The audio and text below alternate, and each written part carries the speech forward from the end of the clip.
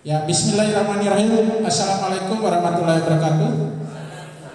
Ya, terima kasih Bapak Ibu Guru yang saya hormati yang sudah hadir di kegiatan saya memenuhi undangan saya. Hari ini saya coba diseminasi budaya positif di lingkungan sekolah. Jadi, kenapa ini penting? Karena iklim sekolah harus punya budaya seperti ini, budaya positif. Nah, budaya positif itu lahir dari personal guru. Dari personal guru, bagaimana memunculkan budaya positifnya pada dirinya sendiri, personal guru itu sendiri, dan mampu memberikan pembiasan terhadap rekan sejawat. Inilah tujuan dari budaya positif itu. Ketika lingkungan kita ini dipenuhi dengan ekosistem yang seperti ini, maka dengan sendirinya budaya positif itu akan muncul. Kata kuncinya satu, kolaborasi, komunikasi.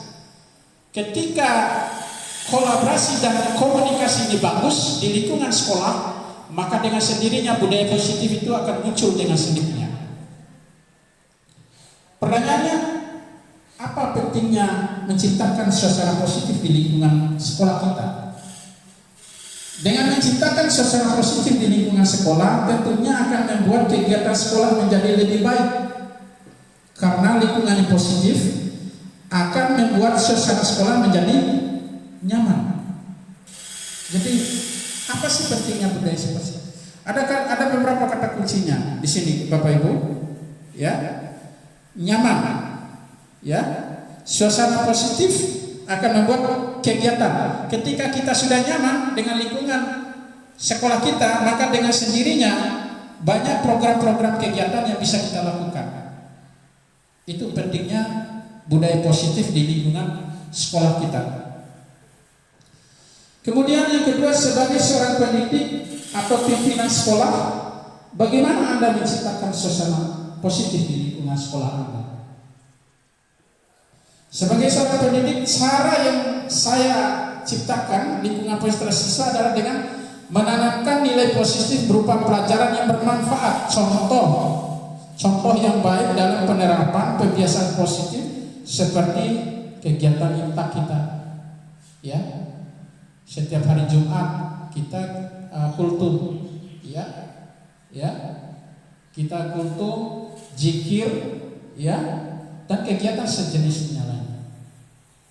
MTS saya kasih contoh aja. MTS 1 Kota Bima. Kenapa hari ini menjadi rebutan? Kenapa banyak anak-anak yang masuk di MTS 1 Kota Bima? Padahal ada SMP yang banyak di sini sekitaran kita ini. Ada SMP 3 Woha, ada SMPN 1 Palibelo, ada SMPN 5 Kalaki. Tapi kenapa anak-anak ini banyak yang pergi ke MTSN 1 Kota Bima? Dulu Pak Herun ya, kita di waktu saya pertama dulu bersama Aji bangun pesantren, ya. Dulu saya pernah bangun bersama Aji bangun pesantren Al-Maliki hari ini, ya. Ya, Pak Herun cukup tahu bagaimana karena beliau ini kepala sekolahnya di sana. Apa yang membuat orang dulu itu senang ke pesantren Al-Maliki, Pak Iwan ya? Ada nilai plusnya, program baca Al-Quran. Bahkan hari Minggu terbuka untuk umum. Pada waktu itu ada ustadz-ustadznya yang mengajar, ya. Banyak dulu, waktu zamannya saya banyak sekali ustaz-ustaznya. Sehingga orang-orang datang ke SMP Maliki, SMA Maliki hanya dia punya andalan itu, Al-Quran. Nah, saya berpikir gini, Pak Iwan dan Pak Rizwan dan teman-teman yang lainnya. Apakah program ini hanya diperuntukkan untuk sekolah-sekolah Islam? Bisa enggak sekolah kita yang umum ini ya melakukan program itu. Kira-kira gimana Pak Rizal? Bisa nggak? Gimana menurut Pak Heran? Bisa nggak kita melakukan program itu di sekolah umum maksudnya? Saya kira bisa. Andaikan SMK 1 Palibelo ini punya program khusus itu yang menjadikan andalan kita, ya ada zikir bersama, ada ini, ya kadang-kadang kita harus bergerak keluar dari outbox kita. Maka dengan sendirinya orang-orang Palibelo ini akan datang. Oh di sana, di situ andalannya. Sama dengan MTSN 1 Kota Bima, Bapak Ibu.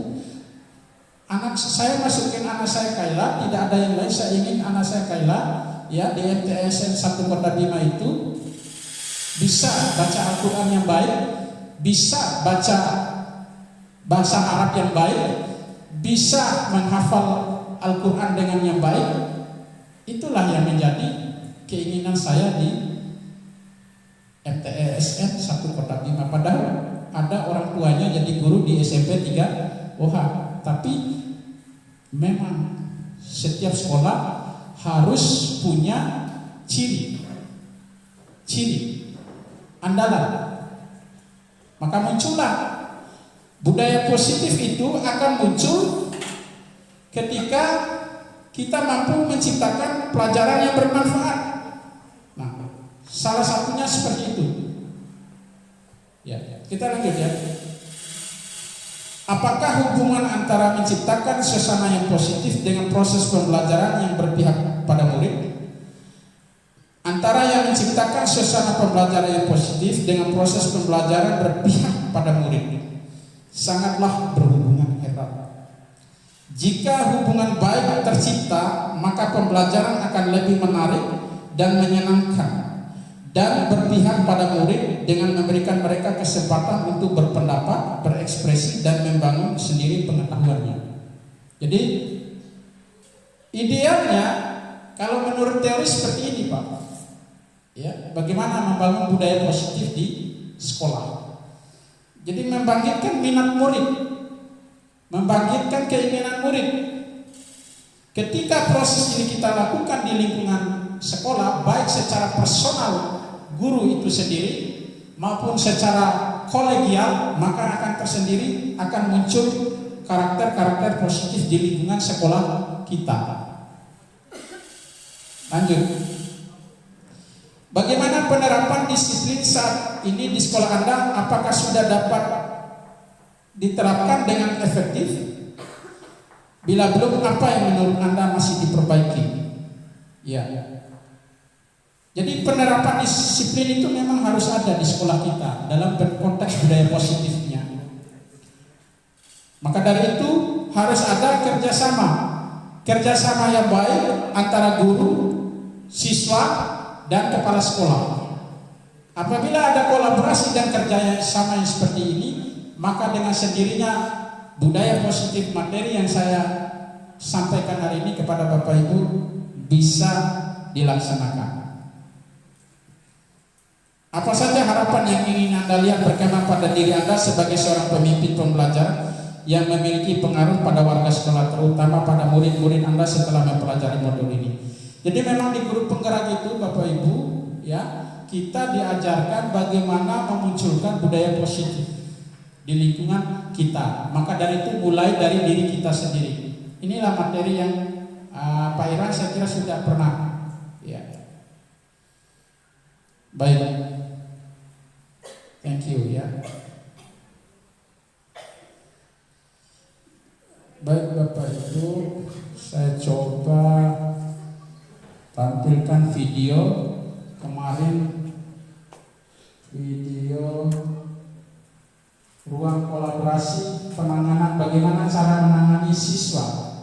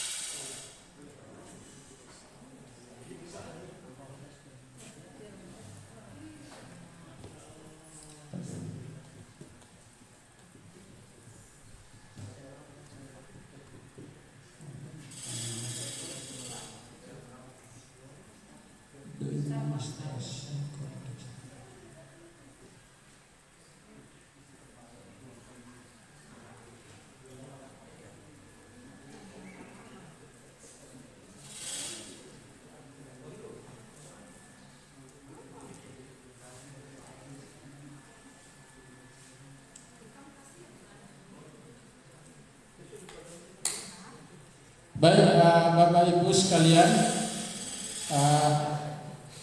hari ini saya akan memaparkan salah satu materi lagi, yaitu ruang kolaborasi budaya positif. Jadi materi ini saya coba mengelaborasi, memaparkan kepada teman-teman. Kita kan di sekolah ini punya banyak persoalan langsung dengan siswa, ya Bapak Ibu ya. Nah, di sini menurut teori ada 5 posisi kita sebagai guru dalam menangani siswa. Yang pertama sebagai penghukum, yang kedua sebagai pemantau, yang ketiga sebagai pembuat rasa bersalah, yang keempat adalah sebagai teman, yang kelima sebagai manajer. Ini contoh kasusnya. Ya, contoh kasusnya saya ambil, ya saya skenario aja. Ya, saya main skenario aja, contoh analisis kasusnya. Misalnya ini ada kasus Nurul dan Linda. Ya. Kasus 1 misalnya. Ya, guru biologi dan wali kelas 12 Ibu Nela sakit. Ya, saya mohon maaf izin. Saya masukkan namanya Ibu Nela ya. Tapi memang kita harus skenario kan di tugas-tugas itu. Kebetulan saya ingat Ibu Nela waktu itu ya. Sehingga tidak dapat masuk dan mengajar Ibu Nela ini. Akhirnya dicarikan guru pengganti, Ibu Eka ya. Saya ingat Ibu Eka biologi ya. Ya. Ibu Eka ini baru 2 tahun menjadi guru SMK. Iya, lebih dekat. Iya lah. Ya. Beberapa murid perempuan seperti Nurul dan Indah ini saya Nurul kelas 3 ya, Nurul dan Indah mengetahui hal ini dan mulai menggunakan kesempatan dan bersikap seenaknya, tertawa dan tidak mengindahkan kehadiran Ibu Eka. Karena posisinya Ibu Eka ini adalah guru pengganti. Yang biasanya murid-murid staf PPD, tadi PPD. Ya. Yang biasanya bersama Ibu Nela, tiba-tiba pada suatu waktu diganti oleh Ibu Eka. Nah, apa yang terjadi teman-teman? Ibu Eka menyapa Nurul dan Indah dengan ramah sambil mengingatkan mereka untuk tetap fokus pada pengerjaan tugas. Ayolah, tugasnya dikerjakan. Nanti ibu ditegur oleh ibu kepala sekolah, kata Ibu Eka. Kalau kalian tidak kerjakan tugas, tolong bantu ibu ya. Namun Nurul dan Indah jadi tertawa